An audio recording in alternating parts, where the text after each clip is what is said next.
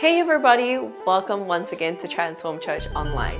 I can't wait to get into the message and hear what our speaker has for us today. Before we do, please do us a favor by sharing this broadcast to your social media platform so we can reach others with these life-transforming messages. This is as simple as clicking the thumbs up icon on Facebook, and if you're joining us on YouTube, please do the same, and also don't forget to hit that subscribe button. We'd love to see you in person, so please visit us at 88 Agar Drive, Truganina. That's in the western suburbs of Melbourne. Now, as we get into the message, feel free to engage with us and share your thoughts on the message, or just say hi and let us know where you're joining us from. Let's jump right into it now and join our speaker for today, Pastor Gregory J. Williams. Some of you, who likes hot cross buns? Some of you, a couple of you. So, yeah, I was thinking about hot cross buns, and I was curious, and so I looked it up, right? Because I wanted to know, like, where did this tradition, where did this thing start, where did it happen? And so, I looked it up, and it says that it started, the contemporary hot cross bun originates from St. Albans in England, not over here. Got to specify that. St. Albans in England, where in 1361, Thomas Rodcliffe, a 14th century monk at St. Albans Abbey, developed a recipe called the Alban bun, and he distributed the bun to the poor on Good Friday. Right? So, of course, the cross, you know what it represents. It represents Jesus, the sacrifice of Jesus. And guess where I followed all this information from? Oh, there you go. Google, right? Google has all the information about everything, right? Isn't that where we all go for information? Isn't that where you go for information? And when we read this, most of us don't question whether it's real or not, or whether this is true information or not. We just take it on face value, right? So, whenever you want to know anything, you go to Google. And that's true for almost all of us. We don't even stop to think about it, whether it's true or not. We just believe it. Because if Google says so, then it must be true. So you guys are good. But what about other things in your world, right? Have you ever questioned the believability of things in the Bible? Have you ever wondered and thought, is all that true? Is the stuff in there true? Like, all the stuff in the Bible, is that true? There's some pretty crazy stuff, honestly, to be found in the Bible. Not just from the stories that are found from the Jewish text, but also the texts that talk about, that pertain to Jesus. So the question is, and I'm sure you had it at some point in your life, is all of that even true? Is it reliable? And how can we be sure? Because Google didn't tell us that, right? And how accurate is it really?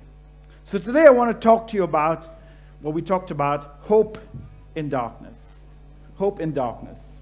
And so because we are modern, sophisticated people with modern minds, inquiring minds want to know.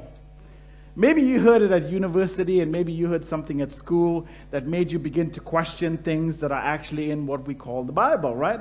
And you might even ask yourself, what's the point? Like, what is this text relevant in our world? Why is it so relevant? Is it true? Not just from its believability standpoint, but also from its survivability. How did it come to us? So, if you've been invited here for the first time, and you've never been to church before, you've picked a great Sunday, because we are going to actually dissect this and explore what Christianity actually means. So welcome, I'm glad you're here with us, and I want to share with you why you should all follow Jesus. Maybe your faith is, at this point in your life, teetering on the brink, and you're not sure if this Christianity thing, this thing about God and is all true. And what is Easter all about anyway? Like, why do we celebrate it? Why is it such a big deal? Maybe as a child you were taught something, and as you grew up and you sophisticated yourself and you got more intelligent and you thought you knew more about the world, now you have questions. And the reality is that's okay. It's okay to have questions. So if you ever wondered what Christians actually believe, or why we believe what we do, and what's the big deal about this thing anyway, you've come to the right place. So here's some great news for you. The foundation of the Christian faith is not Christians. The foundation of the Christian faith is not the behavior of Christians, because all so often we paint a very poor picture of Jesus. So don't judge him based on our behavior, because sometimes we don't accurately represent him very well at all. The foundation of the Christian faith isn't actually having all of our questions answered. That might be a surprise to you. The foundation of our faith is what we celebrate at Easter. It's why we exist, not just as a church, but as Christ followers. The foundation of our faith is the resurrection of Jesus. Without the resurrection of Jesus, none of this matters. It makes no sense, and it'll all be in vain and useless and a waste of time if there was no resurrection. And the reason the church exists, and when you think about it, it actually doesn't make sense. The reason the church exists is because of the resurrection. There would be no church if there was no resurrection. And here's what I mean. There's no plausible explanation for the church. Think about this for a second. There are millions and millions of people all over the world on this weekend who are celebrating a Jewish carpenter who lived almost 2,000 years ago, that went public with his message for about 3 years, who never traveled more than 25 kilometers from where he was born. He never wrote a book. There was no audible recording of anything that he said.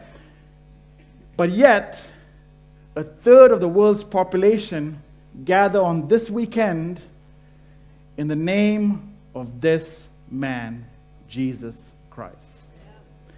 And they sing similar songs in languages that you probably didn't understand, in places that you've never visited, but they've dedicated their lives to Jesus. And there's actually no plausible explanation for this or why this happened at all, except the resurrection. The resurrection makes everything different. The foundation of our faith is more substantial and more sustainable than just having to believe what you were told maybe as a child, maybe what you were told as a pastor, from a pastor, or even a parent. Just believe. The foundation of our faith is not just based on stories, but it's actually a real event that has its basis in history. And it's totally investigable. We can look at this, which means you can go investigate this for yourself. You can research it, check out Google, and find out for yourself. And what it means for most people is that it's okay to ask the hard questions. It's okay to ask difficult questions. And especially what it means as Christ followers is that we don't have to look the other way when we get tough questions and shrugs and say, you just have to believe it. It makes our faith solid. Because the resurrection of Jesus actually does not require any faith at all. None at all. Why? Because it was an actual recorded event, not just by the people who followed Jesus and knew Jesus, by many people who didn't even believe in the divinity of Jesus. They recorded it. Our faith is not based in feelings and ideas. It's actually based on the identity of a single individual, Jesus Christ. That's where our faith is based. So the question you would ask, especially if you're looking at Christianity through the lens of exploration, is not if Jesus was real, because there's lots of historical documents from different places that testify he is, but rather, is there a reliability in the documentation? Does the reliability exist? So basically what we're asking is Matthew, is Mark, is Luke, is John, what we call the four Gospels, are they accurate? Are they reliable? Is this an accurate account of actual events that happened? Because here's the thing, because even if one of them is true, even if one of them is an accurate record of actual events, of an actual situation, what it means and what it contains and what it says about Jesus is true, and what it says of who Jesus is true, then you and I should lean in. We should pay attention. We should be invested. And especially those of you who are Jesus followers, then your faith is not in vain. So just for context, there was this event called the resurrection. The resurrection of Jesus. And immediately following the resurrection of Jesus, there was this brand new movement called the Way. Right? And this movement was documented by the people who were part of this movement. They were invested in this movement. And they basically became the ecclesia, a big Greek word, but it means like the called out ones, which eventually became the church. And people who were involved in the actual events documented the story for us. And this is why we get the documents of Matthew and Mark and Luke and John and the book of Acts. So within 30 to 40 years, we have hundreds of documents of people who were talking to eyewitnesses of the resurrection. Or they were actual eyewitnesses themselves, and they put this thing to documentation. And we have other people, like, for example, Josephus, who was a Jewish scholar who didn't even believe in the divinity of Jesus, but documented this story.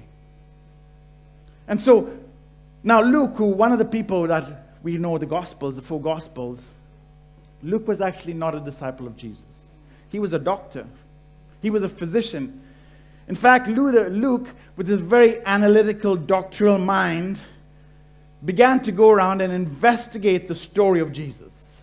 He talked to eyewitnesses, and he investigated and documented the whole thing, and he was doing it for this very wealthy friend named Theophilus, who was a believer, and he actually commissioned Luke to go out and find out, because he wanted to discover the genesis of his faith. And so Luke investigates Jesus, and he writes this down, and he writes all his conclusions down, and he sends it to Theophilus. Yeah. Now, this is important. Pay attention, because this is very important. When Luke wrote this letter, he had no idea that it would end up in what we call the Bible. He was just writing a letter to his wealthy friend. And listen carefully how he starts this letter. His first words, his first sentence, anything, it grabs attention, right? If you're writing something important, you're going to put the most important thing. This is what he says right at the start when he's writing to Theophilus. He says this: many have undertaken to draw up an account of the things that have been fulfilled among us. What's that first word? Many. Many people documented this event. Many people wrote this down. How many is many? Is 4 many? Probably not. How much is many? Much more than 4, right? Many is many. So Luke is saying, I'm not the first person that wrote this down. I'm not the last person that wrote it down. There's many people that actually wrote this down. Now let me ask you a question. How many people in your life will undertake to write down the story of your life? Many? 2? 1? Yourself? Not many, right? Let me put it this way. Do you know the story of your great-grandfather? Do you know what they did? You know how they lived? You know what was important to them? Anyone? Most of you probably don't, right? And here's a startling fact. Your great-grandchildren won't even know anything about you. They won't even know if you existed or not. Because in 2 generations, you would have been forgotten. Is that sad? But Luke says, many have undertaken to write about Jesus. Why? The question is, why? There had to be something significant that future generations had to know, that they had to write it down and pass it along. This is so fascinating. It's actually so good. He continues. Just listen carefully to what Luke says. Just as they were handed down to us by those who were the first, were eyewitnesses. They're not hearing this from someone else. They actually saw what happened. And Luke, careful with his analytical mind, he goes around, he investigates thoroughly. He's a doctor, so he's not going to play around. He says, I've witnessed eyewitnesses. I've talked to them, and servants of the word. With this in mind, I myself, listen carefully again, he says what? Carefully investigated everything from the beginning. I didn't just go around and just ask a couple of people. I investigated this thoroughly. And he says, I too decided, along with all the many, to write an orderly account for you. He's talking to Theophilus, most excellent Theophilus, so that you may know the certainty, listen to how he chooses language, the certainty of the things that you have been taught.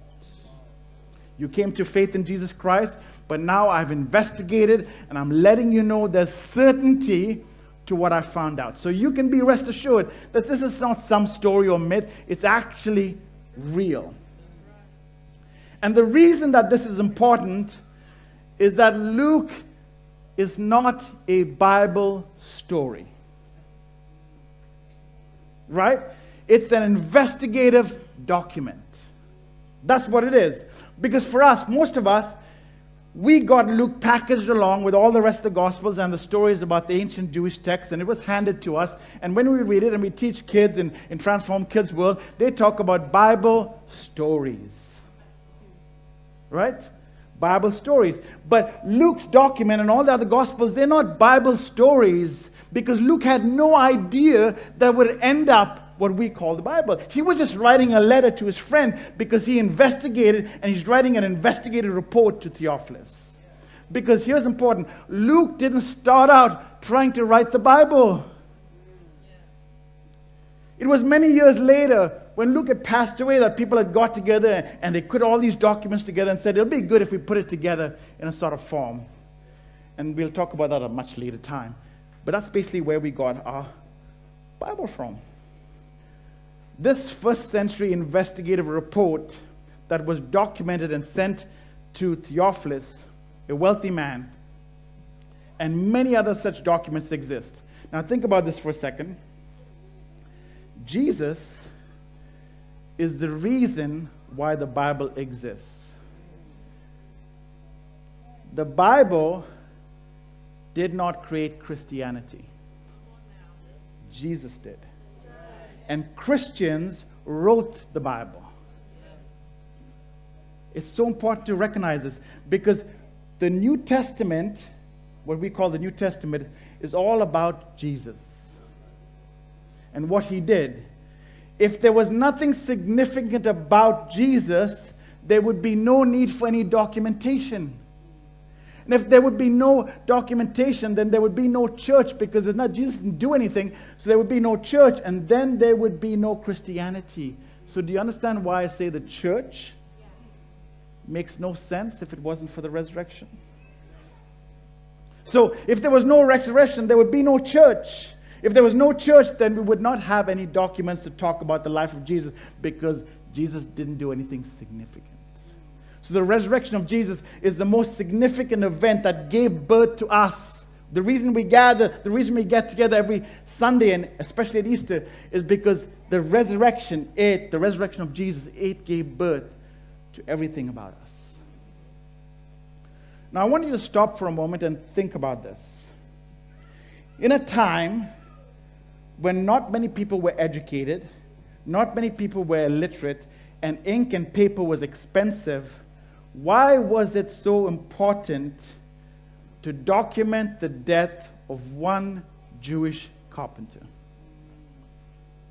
Especially when you weighed at the backdrop of history and other events that occurred. Not many people undertook to write different events. Not many people wrote about the lives of rich people, famous people, generals, and kings. In fact, Tiberius Caesar, who was the emperor of Rome, which ruled most of the world at that time, the known world, we don't have a complete documentation of his life. Not one. It's cobbled together from different places that we try to figure out. So, do you know how many detailed accounts we have of the life of ancient peasants? What about day laborers? What about crucified criminals? Even famous generals. How many do you think documents do we have of these type of people? Anyone want to guess? None. No documents that exist of any day laborer, any criminal that was crucified, even famous generals, not complete documents. We might have a few quotes, we might have a few stories, we might have words that are written on statues. And this is why you need to pay attention when you read the scriptures. Think about it this way. The Romans crucified thousands of people, and there were many leaders and good people who lived and did good things and taught wonderful things.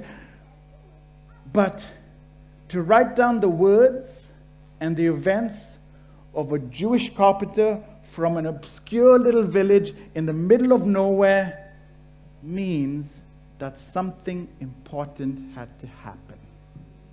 Something significant that was so important happened that it had to be recorded for future generations.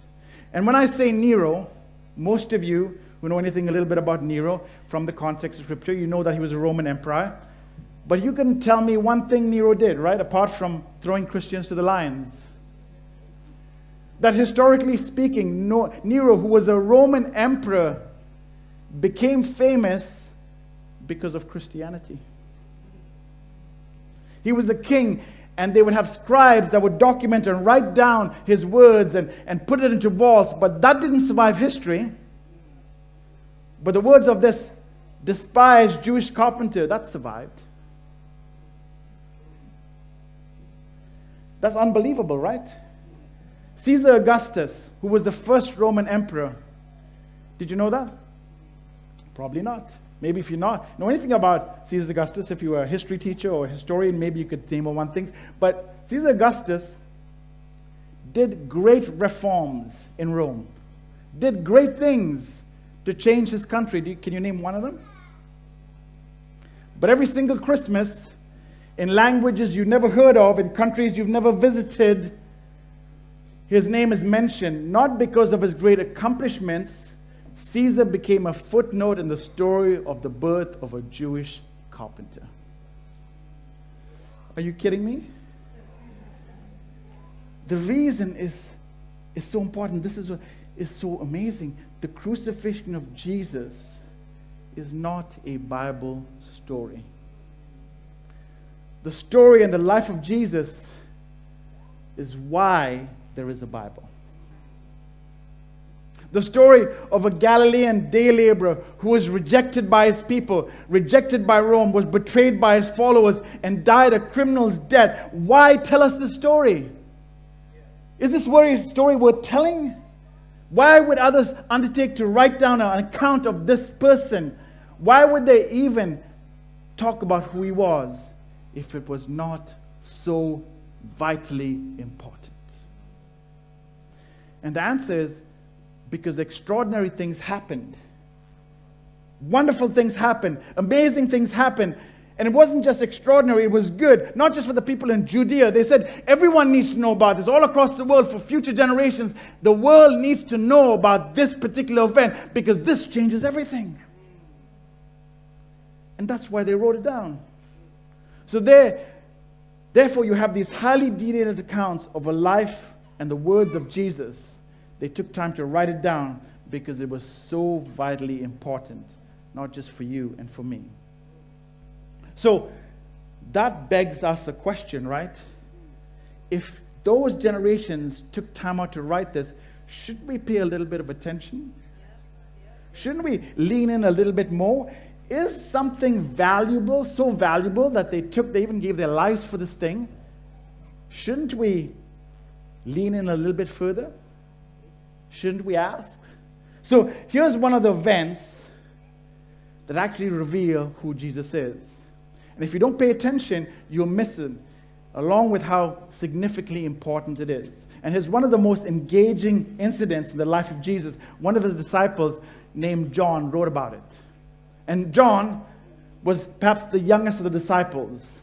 And he tells us about a time where Jesus and his disciples traveled from Bethany into the surrounding villages. And the reason they traveled further was because the Jewish people that were living in Bethany didn't like what Jesus said, because he said some things they really opposed. And they picked up stones and they tried to kill him, stone him to death. But Jesus walked through them and he escaped, and he took his disciples, and they've gone along this journey talking about, who the kingdom of God is to the various villages.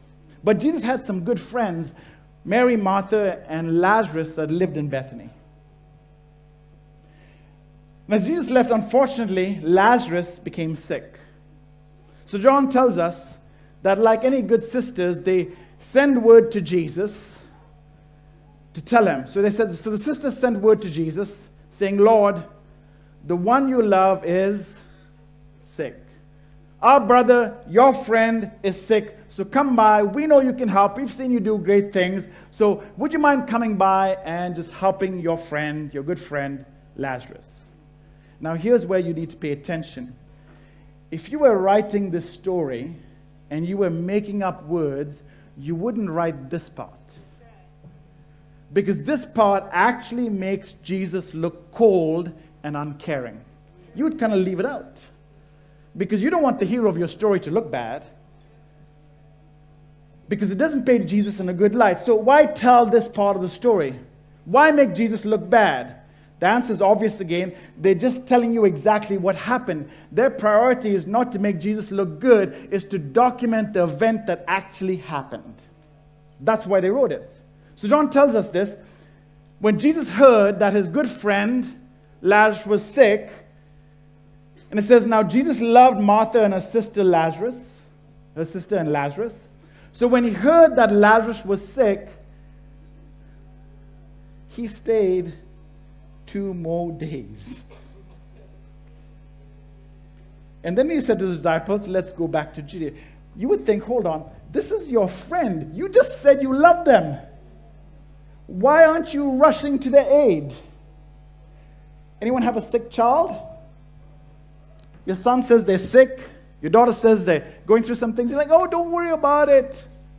We'll think about it for 2 days and maybe then we'll visit a doctor. Would you say that? Or would you stop everything and rush to help your son or your daughter? Your friend, your mother, your family. But Jesus goes, we're going to chill. Chill out for 2 days, hang out, check out the scenery. Then after 2 days, he says, let's go back to Judea. And you're thinking, but you just said you loved them. Why wouldn't you rush to their aid? You healed people you barely knew. Some guy sitting on the side of the road, you healed him. Some guy by a pool, he was sitting there. He didn't even ask to be healed. You walked up right to him and you healed him. Why don't you rush to Lazarus? Why don't you get to Lazarus' side? The friend you love who is sick. Why stay 2 more days? John, probably when he was writing this, said, maybe we should leave this out, but he didn't. The disciples, they probably thought they figured it out because they thought Jesus is scared to go back to Bethany because he was just stoned and he barely escaped, so maybe that's why he doesn't want to go. So they say to him, but Rabbi, they said, a short while ago the Jews tried to stone you, and yet you're going back now? But Jesus is not worried about the Jews. He's not worried about the people that are about to stone him. He's trying to teach them something. And so he said, after this he went on to tell them, our friend Lazarus has fallen asleep. But I'm going back there to wake him up. The disciples replied, okay, Jesus, well, Lord, if he's sleeping, he'll get better. He's just sleeping. There's no rush. I understand now why you've waited 2 days, because there's nothing wrong with him. He's just probably resting now. He just needs a little bit of rest. He'll be fine. So we can take it cool. He's probably taking a nap. No need to rush. Because Lazarus has recovered. He's fine. Then Jesus drops this bomb right into their lap. So he says, so then he told them plainly, Lazarus is dead. And then he had something that's super cold. And for your sake, I'm glad I was not there so that you might believe. I'm glad Lazarus is dead. Why would John write that if it's not true? Jesus says coldly, I'm glad Lazarus is dead. I'm glad for your sake because now you get to believe. But let's go now.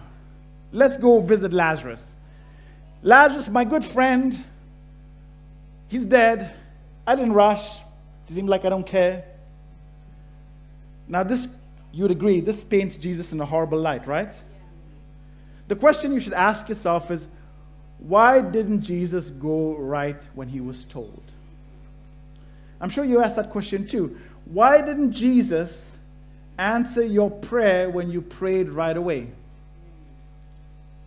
Why didn't Jesus solve all your financial problems when you said, God, I need help? Why didn't he solve all your relationship problems when you said, Lord, my marriage, my relationship is going down? Why didn't he do it right away? You know what it's like when you don't get an answer, right? You feel that tension that you feel like you want to know and you're not getting it. You need an answer, but you're not getting it, and it's tense. So why did Jesus delay? And why did John feel the need to include it if it was not true? Because again, it really doesn't paint Jesus in a good light. So the disciples and Jesus, they arrive 4 days later. Lazarus is dead. He's buried, in fact, and he's beginning to rot and decay. Their families are in mourning. Their friends are in mourning. It's a whole mess. Jesus does something that I'm sure, if it didn't happen, no one would have made this up. Because again, this makes Jesus look very bad. And so Jesus says, we're going to go yet, right? We're going to get going. And Jesus visits Lazarus when he's dead, and he says, now we'll go. We'll wait till he's dead, and now we'll go. Would you make that a story? Would you write that in your hero story? If this is one of the stories, I think John was like, I don't know if we should put this in, but he wrote it anyway. Because it doesn't paint Jesus in a positive light, but it's accurate. Jesus said, let's wait till my close friends, Mary and Martha, have completely broken and lost trust in me. Let's wait until they're completely disappointed with me and their brother is dead and buried, and now let's go. And they show up and Lazarus is buried. He's in the tomb. And Mary and Martha, they come out to Jesus at separate times and they say something to Jesus along the lines of what you would probably say on your own. They said, Jesus, if you had been here, my brother would not have died. Totally valid thing, because he's healed people. They've seen him heal people. Why didn't you come? If you came, he would be fine. We'd be fine. In other words, Jesus, you were late. Jesus, you didn't answer my prayer. Jesus, why are you making it so difficult for us to believe? And what Jesus says is extraordinary. Don't miss the gravity of the statement, because this changes everything. And if you're just reading it, you'll miss the whole thing. He doesn't say to them, hey, Martha, listen, I want to explain to you what life after death is like. He doesn't say, Mary and Martha, let me explain that there will be a resurrection, and let me explain to you how the resurrection is going to work. Let me tell you some principles, some ideas, some things you can pass on to your children and your children's children, and 2,000 years from now, they can talk about these principles that I've talked about. No. Jesus looked at one of these women, and both of them, who he loved, and he says this amazing statement. I am the resurrection and the life. I'm not just here to tell you about it, Martha and Mary. I'm not here to explain it to you. I'm here because I am the resurrection and the life. What you thought was dead in my presence has to come back to life. Because I am the resurrection and the life. Jesus said to her, that's who he is. And here's the problem with Jesus, right? This is the problem with Jesus. He's not here just to present us with good ideas. He's not here to just talk about some great teaching and well thought out revolutionary ideas to overthrow Rome. He's not here to teach us 5 principles on how to be blessed by God. No, that's not what he talks about. The problem with Jesus is that Jesus keeps talking about Jesus. The problem with Jesus' message was that he was the center of his message. Every other religion, every other place, Muhammad, Buddha, they all talk about find a way to God. I'm here to show you where to get to God. But Jesus didn't say anything like that. He said, I am the resurrection. I'm not here to point you to God. I am God. I am the resurrection. I am the life. Pay close attention. He's not saying God is going to resurrect people. He's not saying coming to tell you that I'm God's messenger. He wants to tell you and to tell me to tell you that he is there for you. No, he literally says he is the one that's going to be doing the resurrecting. He says he's God, and that's why the Jewish people became so incensed with him, because he equals himself to God. No one in the history of the world does that. You can Google, you can search. No other place do you find a man saying, I am the way. I am the truth. I am the life. I am the resurrection. They all point to different places. This is how you get to God. This is what you need to do to follow God. But only Jesus, and Jesus alone, says, I am the resurrection and the life. Jesus points to himself, which leaves us with two options, really, all of us. Whether you are a Christ follower, whether you've put your faith in him, whether you're questioning whether he's God, whether you're exploring Christianity. This is why you think I'm telling you Christianity is the way. You have two options. He's either crazy or he's right. That's it. And if he's right, that has a whole huge implication. If he's crazy, then he's just crazy. It doesn't matter. You can move on with your life. But why did all these people take all this extraordinary effort to document the life of a crazy person? Why would you do that? So all of us, it leaves us with an option. Which one would you choose? What do you do with that statement, I am the resurrection and the life? You can't ignore it. You've heard it now. Either you accept it or you reject it. It's too big of a deal. It's too much weight to it to just walk away from it. Because it has a huge impact on your life, the life of your children, and the life of the world. You can't afford to just ignore it. You see, this is why John puts it in the gospel, why it's included. Why, if you're a Christ follower, your faith is not in vain. Because of him. Because of Jesus. And so Jesus talks about the fact that he's the resurrection and the life. And Jesus doesn't just say he's the resurrection and life. He goes on to prove it. He dies, and then he rises from the dead. If I'm to stick with someone, I'm going to stick with the guy who predicted his own death and then say he'll rise again and did it. Do anyone else who did that in all of history? This is why these letters, these stories exist. All of it exists because of Jesus. If it did not happen, there would be no need for documentation. Because the life of peasants, the life of criminals, even noblemen who got crucified, none of it was worth recording. It was nothing important about them. They did nothing significant in the world. But this one, this carpenter, this peasant that I looked on, despised by his people, despised by Rome, in all of history, he came back to life.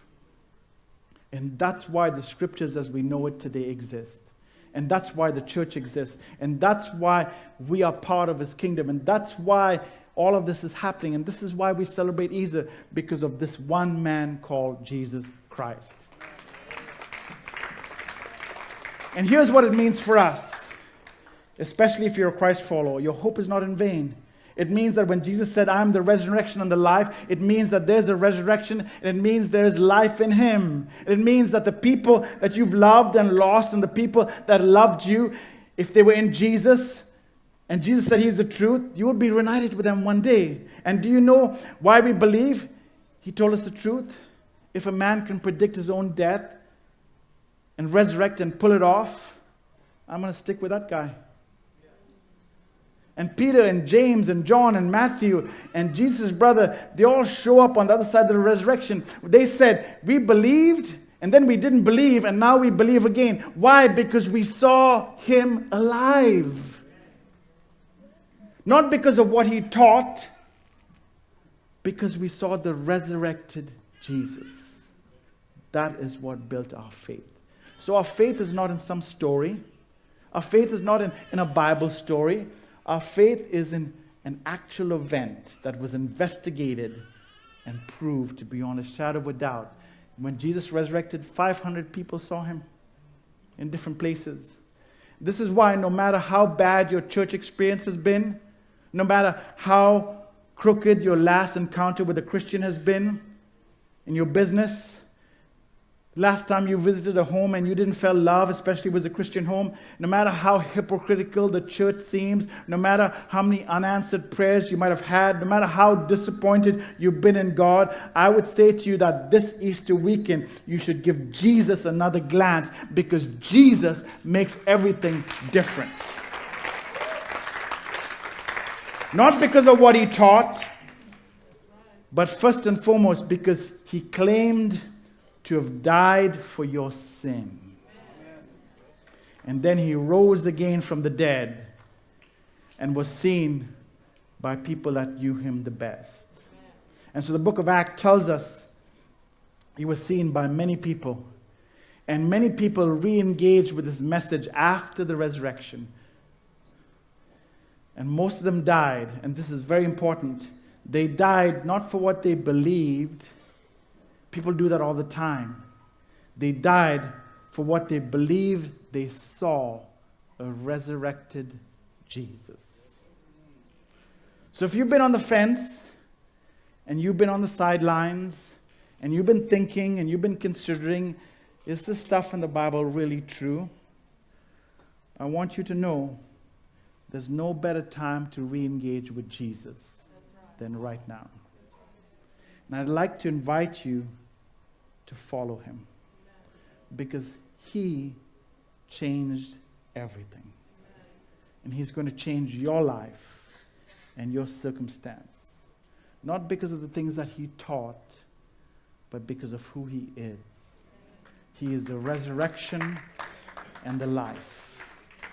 And those that have placed their faith in him will also be resurrected in life.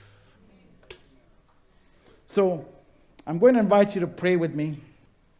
But before I do that, I want to ask you two questions. Number one, do you have trouble believing some of the things in scriptures because you think they might not be true? Have you ever questioned and thought, well, I don't know if this is all true? Hopefully I've answered that question for you today. If not, come see me. I'll happy answer some more. But no one undertook such an arduous task of documenting hundreds of people, documenting an event that was just made up. No one would do that. That's because no documents in history exist about anyone. Kings and priests that are complete, that many people undertook, that Luke said. But him alone. And that's what makes him unique. And that's what makes it significant. And that's what makes his words so important. And if you're a young person and you're swamped by social media and everything else is coming into your world, pay attention to Jesus. Because that stuff, that social media stuff, is going to disappear. You'll rise and fall, but Jesus, he survived history.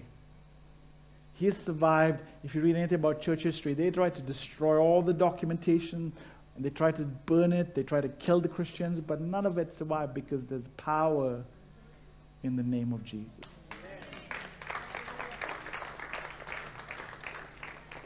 Number two, how can you get to know Jesus and what he talks about more this week? Maybe it's time for you to look with fresh eyes into what Jesus says and what he talks about and who he talks about and how he talks about himself. Because in all of history, there is no one no other place, no other religion, no other place where you can find the same weight and gravity of someone that talks about themselves.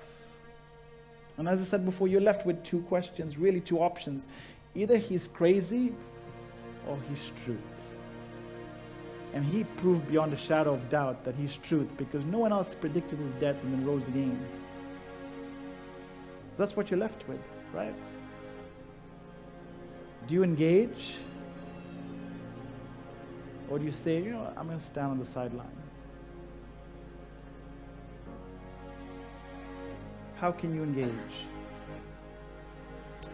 Let's pray. If you've never prayed this prayer, I encourage you to pray it today. To put your faith and trust in Jesus.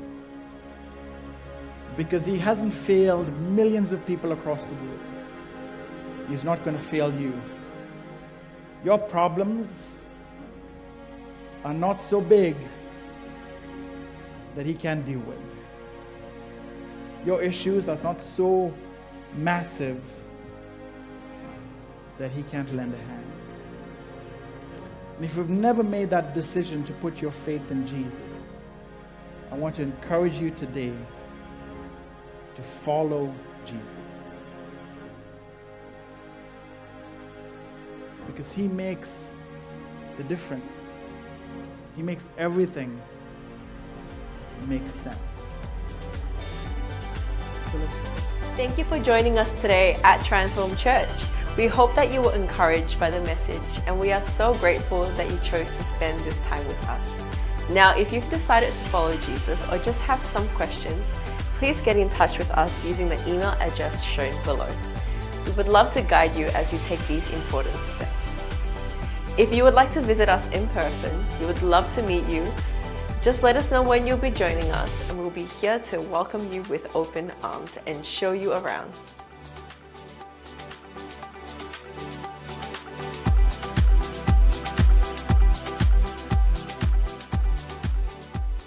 If you would like to support Transform Church, please type in the link shown below into your web browser, and it will provide you with all of our giving options. It's been awesome having you here with us today, and we hope to see you soon again. Don't forget to apply what you have learned today and come back and let us know how this has helped you. It's bye for now, and we hope to see you next time. Have an amazing week.